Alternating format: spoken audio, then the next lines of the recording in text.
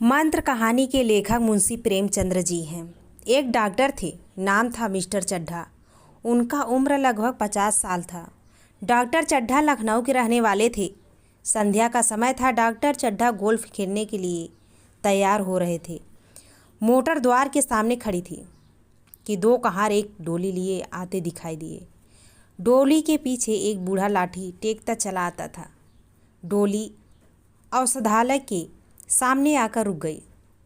बूढ़े ने धीरे धीरे आकर द्वार पर पड़ी हुई चीख से झांका।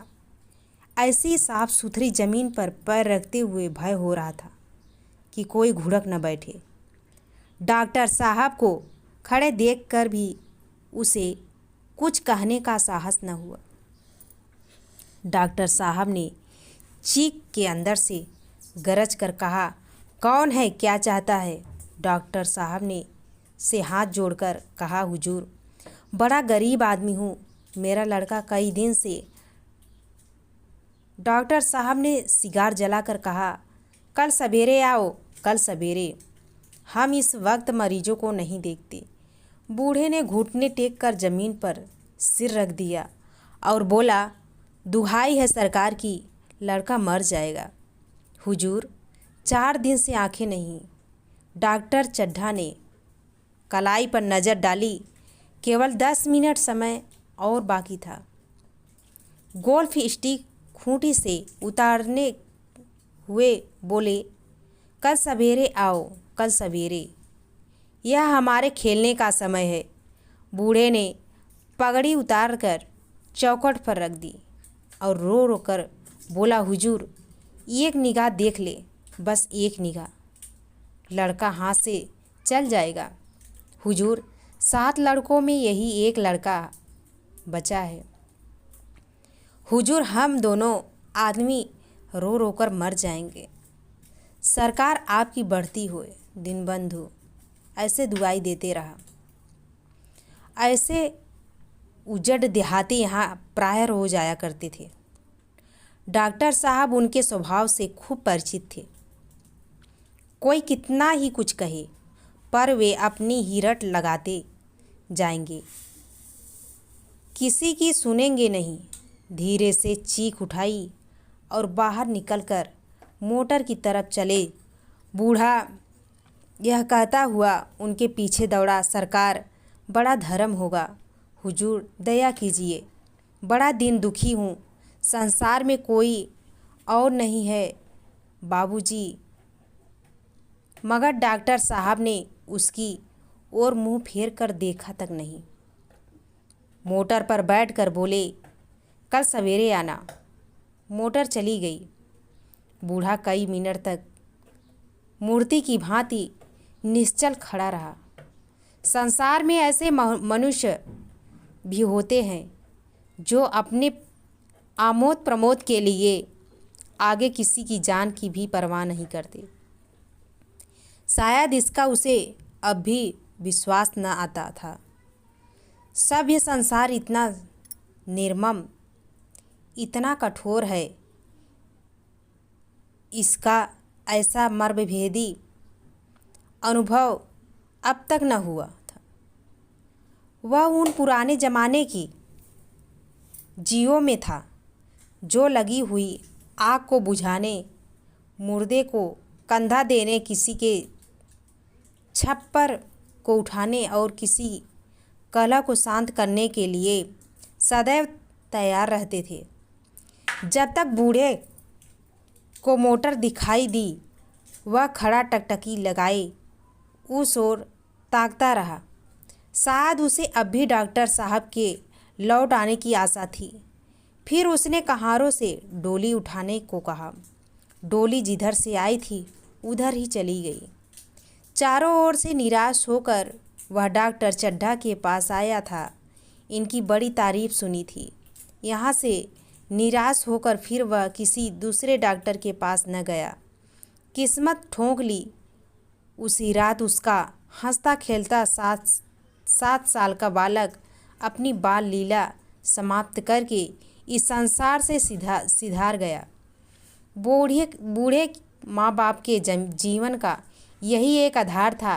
इसी का मुंह देखकर जीते थे। इस दिन इस दीपक के बुझाते ही जीवन की अंधेरी रात भाए भाए करने लगी। बुढ़ापे की विशाल ममता टूटे हुए हृदय से निकलकर अंधकार आर्त स्वर से रोने लगी। कई साल गुजर गए। डॉक्टर चड्ढा ने खूब यश और धन कमाया, लेकिन इनके साथ ही अपने स्वास्थ्य की रक्षा भी की, जो एक साधारण बात थी।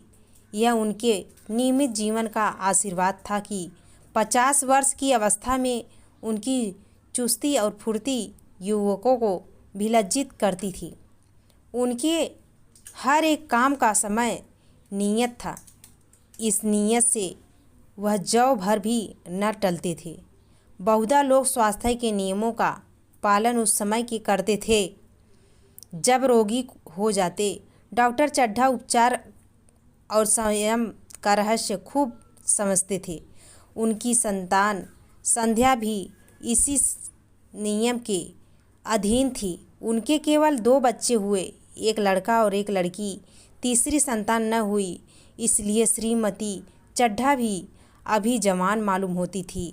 लड़की का तो विवाह हो चुका था, लड़का कॉलेज में पढ़ता था। वहीं माता पिता के जीवन में का आधार था। शील और विनय का पुतला, बड़ा ही रसिक, बड़ा ही उदार, विद्यालय का गौरव, युवक समाज की शोभा, मुखमंडल से तेज की छटा सी निकलती थी। आज उसकी 20वीं सालगिरह थी। संध्या का समय था। हरी हरी घास पर कुर्सियां बिछी हुई थी। शहर के रईस और हुक्काम एक तरफ, कॉलेज के छात्र दूसरी तरफ बैठे भोजन कर रहे थे। बिजली के प्रकाश से सारा मैदान जगमगा रहा था। आमोद प्रमोद का सामान भी जमा था। छोटा सा प्रहसन खेलने की तैयारी थी। प्रहसन स्वयं कैलाश नाथ ने लिखा था, वही मुख्य एक्टर भी था। इस समय वह एक रेशमी कमीज पहने, नंगे सिर नंगे पांव इधर से उधर मित्रों की आव भाव भगत में लगा हुआ था। कोई पुकारता, कैलाश जरा इधर आना। कोई उधर से बुलाता, कैलाश जरा इधर आना। क्या उधर ही रहोगे? सभी उसे छोड़ते थे, चूहले करते थे। बेचारे को जरा दम मारने का अवकाश न मिलता था। सहसा एक रमणी ने उसके पास आकर पूछा, क्यों कैलाश, तुम्हारे सांप कहाँ हैं? जरा मुझे दिखा दो। कैलाश ने उससे हाथ मिलाकर कहा। मृणानी ने, इस वक्त क्षमा करो, कल दिखा दूंगा। मृणानी ने आग्रह किया, जी नहीं, तुम्हें दिखाना पड़ेगा। मैं आज नहीं मानेंगे। तुम रोज कल कल करते हो। मृणानी और कैलाश दोनों सहपाठी थे और एक दूसरे के प्रेम में पगे हुए थे।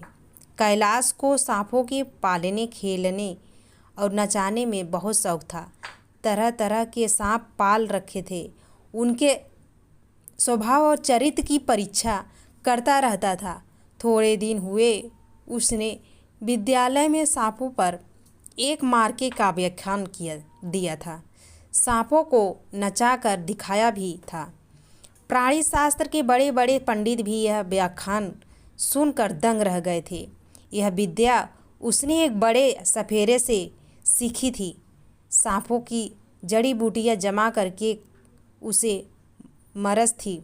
इतना पता भर मिल जाए कि किसी व्यक्ति के पास कोई अच्छी जड़ी बूटी है, फिर उसे चैन न आता था, उसे लेकर ही छोड़ता था।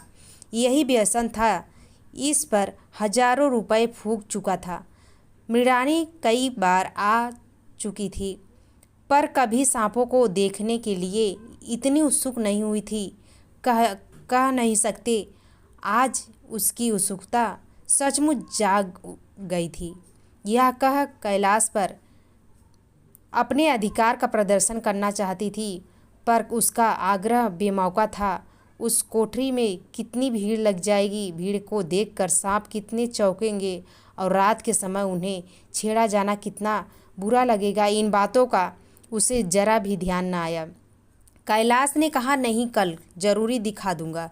इस वक्त अच्छी तरह दिखा भी तो नहीं सकूंगा। कमरे में तिल रखने का भी जगह नहीं मिलेगी।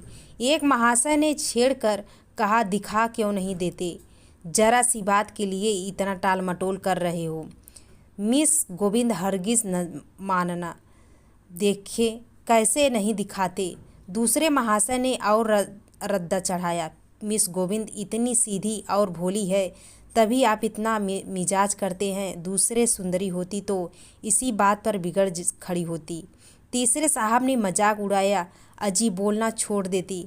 भला कोई बात है इस पर आपका दावा कि मृणानी के लिए जान हाजिर है? मृणानी ने देखा कि ये सोहदे उसे रंग पर चढ़ा रहे हैं तो बोली, आप लोग मेरी वकालत न करें, मैं खुद अपनी वकालत कर लूँगी। मैं इस वक्त सांपों का तमाशा नहीं देखना चाहती।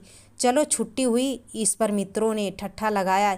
एक साहब बोले, देखना तो आप सब कुछ चाहे पर दिखाएं मैं भी। कैलाश को मृणानी की झेपी हुई सूरत को देखकर मालूम हुआ कि इस वक्त उनका इनकार वास्तव में उसे बुरा लगा।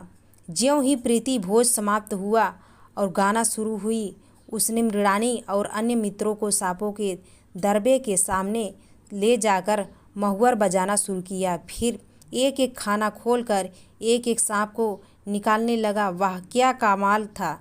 ऐसा जान पड़ता था कि कीड़े उसकी एक एक बात, उसके मन का एक एक भाव समझते थे। किसी को उठा लिया, किसी को गर्दन में डाल लिया, किसी को हाथ में लपेट दिया। मृणानी बार बार मना करती कि इन्हें गर्दन में न डालो, दूर ही से दिखा दो, बस जरा नाच दो। कैलाश की गर्दन में सांपों को लिपेटने देखकर उसकी जान निकल जाती थी। पछता रही थी कि मैंने व्यर्थ ही इनसे सांप दिखाने को कहा, मगर कैलाश एक न सुनता था। प्रेमिका के सम्मुख अपने सर्पकला प्रदर्शन का ऐसा अवसर पाकर वह कब चूकता। एक मित्र ने टीका कि दांत तोड़ डाले होंगे। कैलाश हंसकर बोला, दांत तोड़ डालना मदारियों का काम है, किसी के दांत नहीं तोड़े गए, कहिए तो दिखा दूं। कहकर उसने एक काले सांप को पकड़ लिया और बोला, मेरे पास इससे बड़ा और जहरीला सांप दूसरा नहीं है। अगर किसी को काट ले तो आदमी आनन फानन में मर जाएगा। लहर भी न आए इसके कांटे पर, मंत्र नहीं इसके दांत दिखा दूं। मृणानी ने उसका हाथ पकड़कर कहा, नहीं नहीं कैलाश, ईश्वर के लिए इसे छोड़ दो, तुम्हारे पैरों पड़ती हूँ। इस पर एक दूसरे मित्र बोले, मुझे तो विश्वास नहीं आता, लेकिन तुम कहते हो तो मान लूँगा।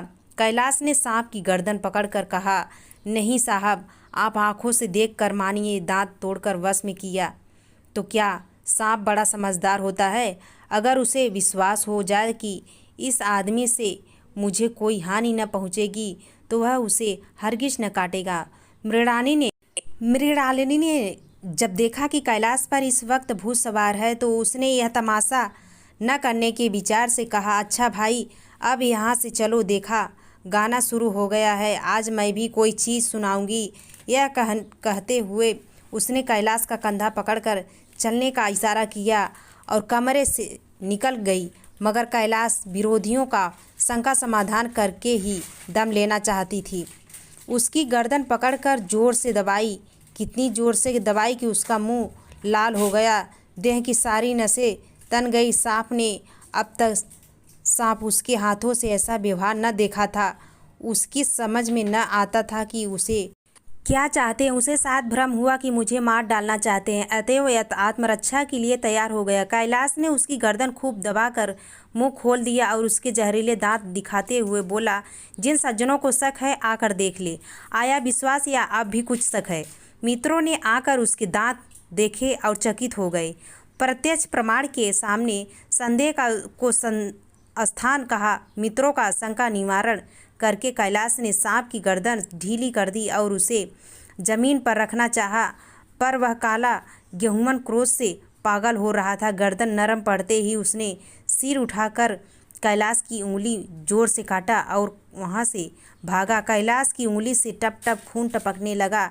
उसने जोर से उंगली दबा ली और उसने कमरे की तरफ दौड़ा। वहां मेज की दराज में एक जड़ी रखी हुई थी जिसे पीस कर लगा देने से घातक विष भी रफू हो जाता है। मित्रों में हलचल पड़ गई। बाहर हम महफिल में भी खबर हुई। डॉक्टर साहब घबरा कर दौड़े। फौरन उंगली की जड़ के कस कर बांधी गई और जड़ी पीसने के लिए दी गई। डॉक्टर साहब जड़ी कायल न थी, भाग नस्तर से काट देना चाहते थे, पर पूर्ण विश्वास था कि मृणालिनी पियानो में बैठी हुई थी। यह खबर सुनते ही दौड़ी और कैलाश की उंगली से टपकते खून को रुमाल से पोंछने लगी। जड़ी पीसी जाने लगी, पर उस 1 मिनट में कैलाश की आंखें झपकने लगी, ओंठों पर पीलापन दौड़ने लगा, यहाँ तक कि वह खड़ा न रह सका, फर्श पर बैठ गया। सारे मेहमान कमरे में जमा हो गए। कोई कुछ कहता था, कोई कुछ। इतने में जड़ी पीस कर आ गई। मृणालिनी ने उंगली पर लेप किया। 1 मिनट और बीता। कैलाश की आंखें बंद हो गई। वह लेट गया और हाथ से पंखा झलने का इशारा किया।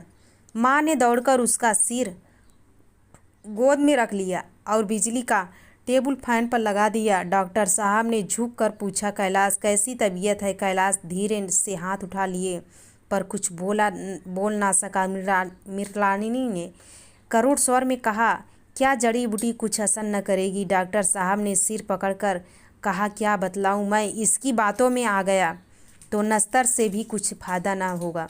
आधे घंटे तक यही हाल रहा। कैलाश की दशा प्रतिक्षण बिगड़ती जाती थी, यहाँ तक कि उसकी आंखें पथरा गई, हाथ पांव ठंडे पड़ गए, मुख की कांति मिलन पड़ गई, नाड़ी का कहीं पता नहीं। मौत के सारे लक्षण दिखाई देने लगे। घर में कोहराम मच गया। मृणालिनी ने एक और सिर पीटने लगी। माँ अलग पछाड़े खाने लगी। डॉक्टर चड्ढा को मित्रों ने पकड़ लिया, नहीं तो वह नस्तर अपनी गर्दन पर मार लेते। एक महाशय बोले, कोई मंत्र झाड़ने वाला मिले तो संभव है, अब भी जान बच जाए। एक मुसलमान सज्जन ने इसका समर्थन किया, अरे साहब, कब्र में पड़ी हुई लाशें जिंदा हो गई, ऐसे ऐसे बाकमाल पड़े हुए हैं। डॉक्टर चड्ढा बोले, मेरी अक्ल पर पत्थर पड़ गया था कि इसकी बातों में आ गया। नस्तर लगा देता तो यह नौबत ही क्यों आती। बार बार समझाता रहा कि बेटा सांप न पालो, मगर कौन सुनता था। बुलाइए किसी झाड़ फूंक करने वाले ही को बुलाइए। मेरा सब कुछ, मैं अपनी सारी जायदाद उसके पैरों पर रख दूंगा, लंगोटी बांध कर घर से निकल जाऊंगा, मगर मेरा कैलाश, मेरा प्यारा कैलाश उठ बैठे। ईश्वर के लिए किसी को बुलाइए। एक महाशय किसी झाड़ने वाले से परिचय था, वह दौड़कर उसे बुला लाए, मगर कैलाश सूरत देखकर उसे मंत्र चलाने की हिम्मत न पड़ी। बोला, अब क्या हो सकता है सरकार, जो कुछ होना हो चुका। अरे मूर्ख, यह क्यों नहीं कहता कि जो कुछ न होना था वह कहाँ हुआ? माँ बाप ने बेटे का सहारा कहाँ देखा? मृणालिनी का कामना तरु क्या पल्लव पुष्प से रंजित हो उठा। मन के वह स्वर्ण स्वप्न जिसने जीवन आनंद का स्रोत बना हुआ था, क्या पूरे हो गए? जीवन के नित्यमय तारिका मंडित सागर में आमोद की बहार लूटते हुए क्या उनकी नौका जलमग्न नहीं हो गई? जो नहीं होना था वह हो गया। वही भरा हरा मैदान था, वही सुनहरा चांदनी एक निःशब्द संगीत को भांति, मगर जहाँ हास की ध्वनि थी वहाँ करुण क्रंदन और अशुभ प्रभाव था। शहर से कई मील दूर एक छोटे से घर में एक बूढ़ा और बुढ़िया अंगीठी के सामने बैठे जाड़े की रात काट रहे थे। बूढ़ा नारियल पीता था और बीच बीच में खांसता था। बुढ़िया दोनों घुटनियों में सिर डाले आग की ओर ताक रही थी। एक मिट्टी तेल की कुप्पी ताक पर जल रही थी। घर में न चारपाई थी न बिछौना, एक किनारे थोड़ी सी पुआल पड़ी हुई थी। इसी कोठरी में चूल्हा था। बुढ़िया दिन भर उपले और सूखी लकड़ियां बटोरती थी। बूढ़ा रस्सी बाजार में बेच आता था, यही उनकी जीविका थी। उन्हें न किसी ने रोते देखा न हंसते। उनका सारा समय जीवित रहने में कट जाता था। मौत द्वार पर खड़ी थी, रोने या हंसने की कहाँ फुर्सत। बुढ़िया ने पूछा, कल के लिए सन तो नहीं है, काम क्या करोगे? जाकर झगड़ू शाह से 10 सेर सन उधार लाऊंगा। उसके पहले पैसे दिए तो नहीं, और उधार कैसे देगा? न देगा नहीं सही, घास तो कहीं नहीं गई। दोपहर तक क्या 2 आने की भी न काटूंगा। इतने में एक आदमी ने द्वार पर आवाज़ दी, भगत भगत, क्या सो गए? जरा किवाड़ खोलो। भगत ने उठकर किवाड़ खोल दिए। एक आदमी ने अंदर आकर कहा, कुछ सुना? डॉक्टर, चड्ढा बाबू के लड़के को सांप काट लिया। भगत ने चौंक कर कहा, चड्ढा बाबू के लड़के को? वही चड्ढा बाबू न, जो छावनी में बगले में रहते हैं। हाँ हाँ, वही शहर में हल्ला मचा हुआ है। जाते हो तो जाओ, आदमी बन जाओगे। बूढ़े ने कठोर भाव से सिर हिलाकर कहा, मैं नहीं चाहता, मेरी बला जाए, वही चड्ढा है, खूब जानता हूँ। भैया लेकर उन्हीं के पास गया था। खेलने जा रहे थे, पैरों पर गिर पड़ा कि एक नज़र देख लीजिए, मगर सीधे मुंह से बात तक नहीं की। भगवान बैठे सुन रहे थे। अब जान पड़ेगा कि बेटे का गम कैसा होता है। कई लड़के नहीं जिए, यही तो एक लड़का था, सुना है सबने।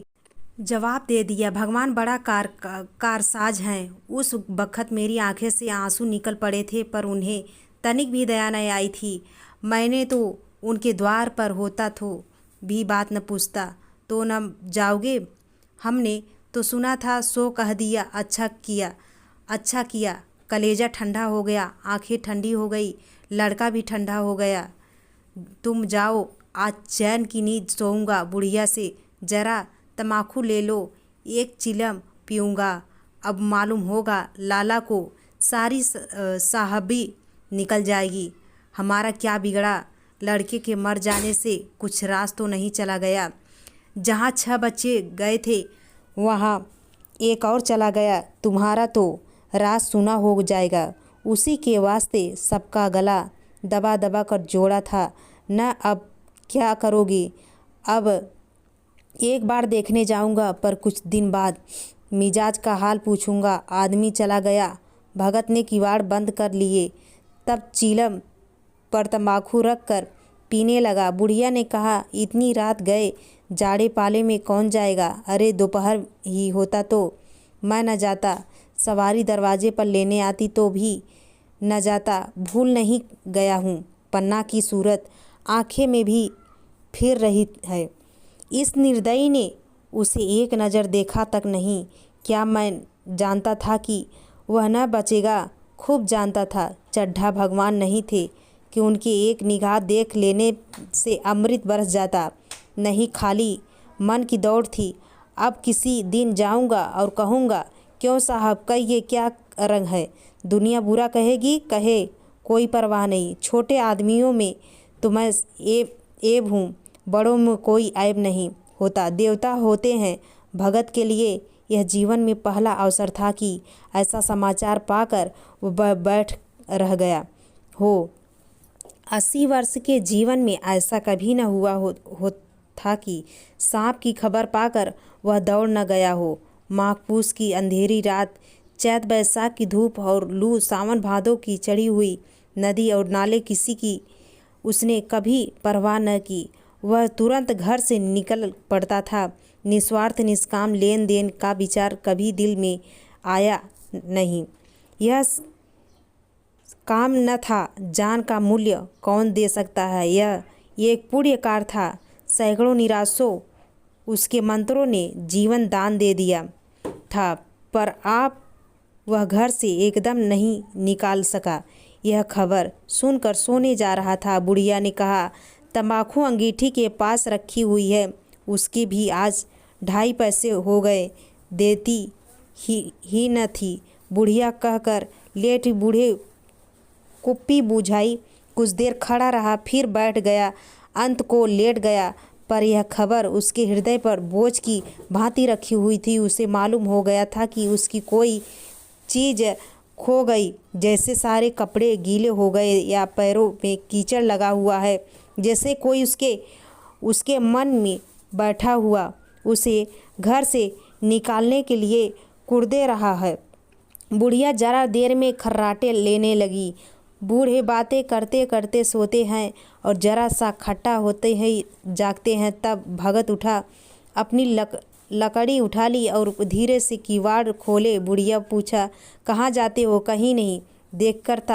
देखता था कि कितनी रात है, अभी बहुत रात है, सो जाओ। नींद नहीं आती? नींद काहे आवेगी? मन तो चड्ढा के घर पर लगा हुआ है। चड्ढा ने मेरे साथ कौन सी नेकी कर दी जो वहाँ जाऊँ? वह आकर पैरों पड़े तो भी न जाऊँ। उठे तो तुम इसी इरादे में से ही नहीं। ऐसे पागल नहीं हो कि जो मुझे काटे बोए। उसके लिए फूल बोता फिरूं। बुढ़िया फिर सो गई। भगत ने किवाड़ी लगा दिए और फिर आकर बैठ गया।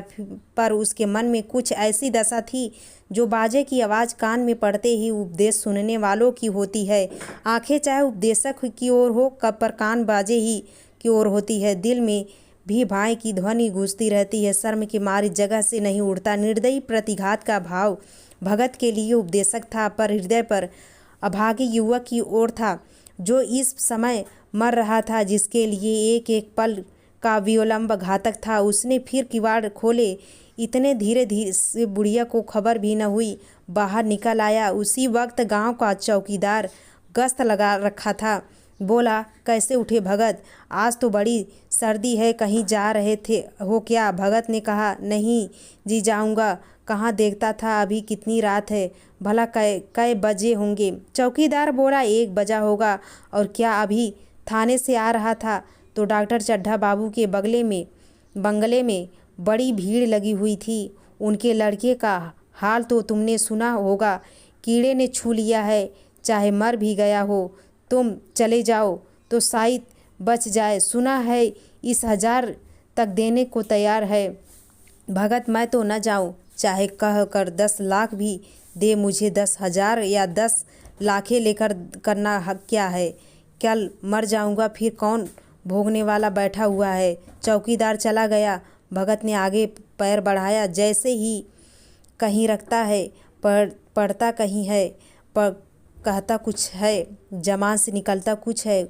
वही हाल इस समय भगत का था। मन में प्रतिकार था, पर कर्म के जमी अधीन न था।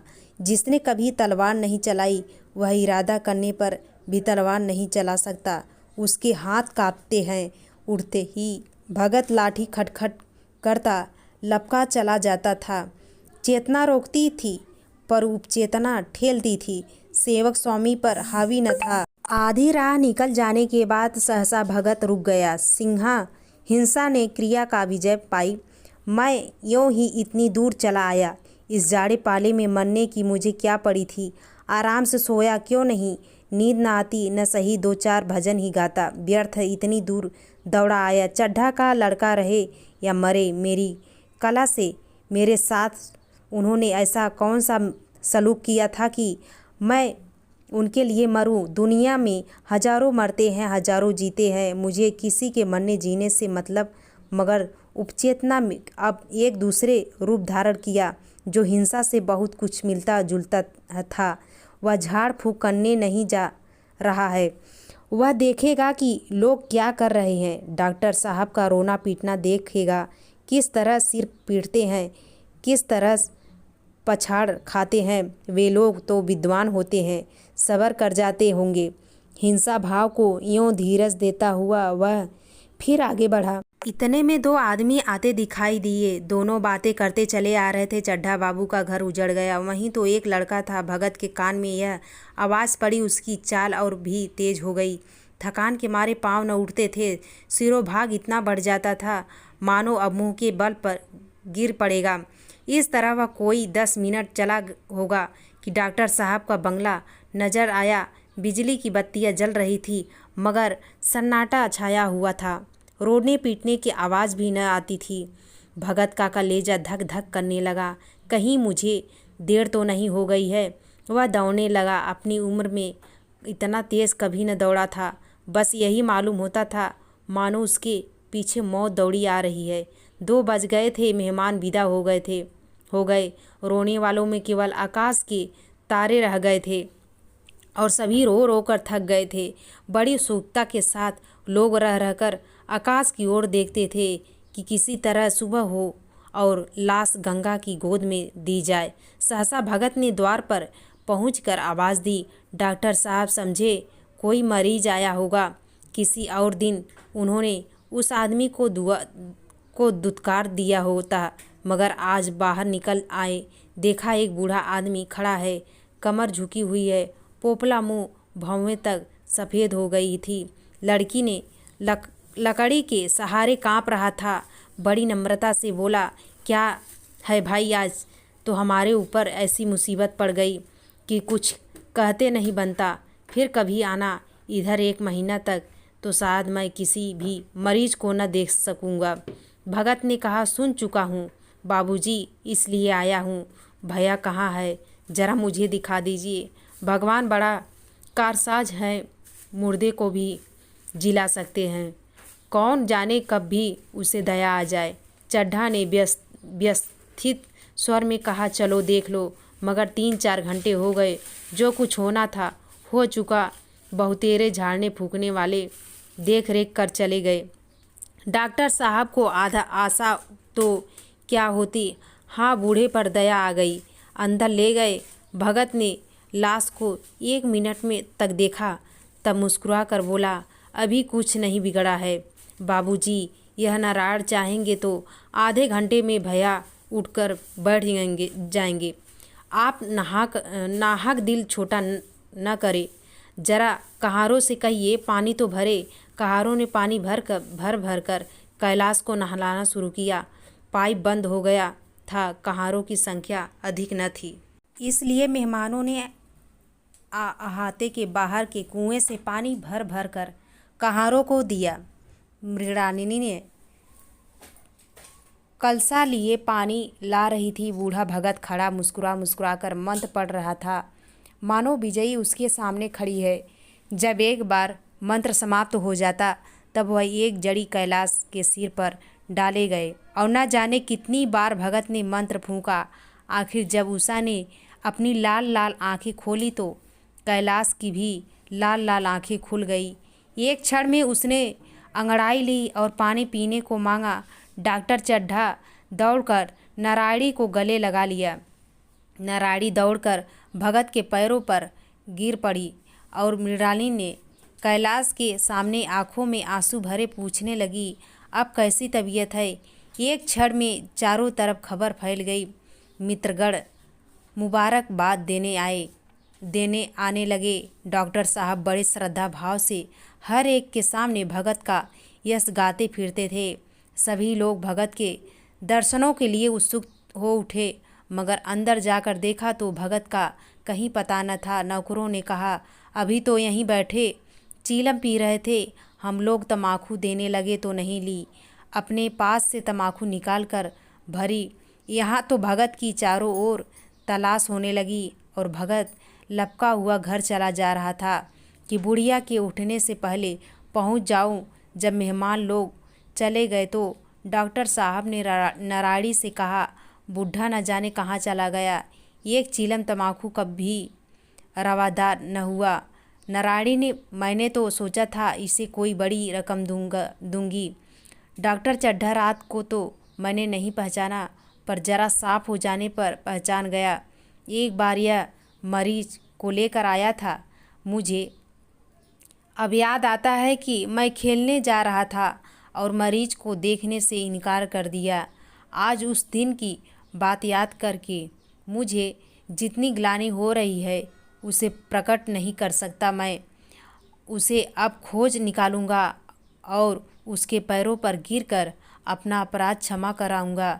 वह कुछ लोग नहीं, यह जानता हूँ उसका जन्म यश की वर्षा करने ही के लिए हुआ है। उसकी जनता ने मुझे ऐसा आदर्श दिखा दिया है जो अब से जीवन पर्यंत मेरे सामने रहेगा। धन्यवाद।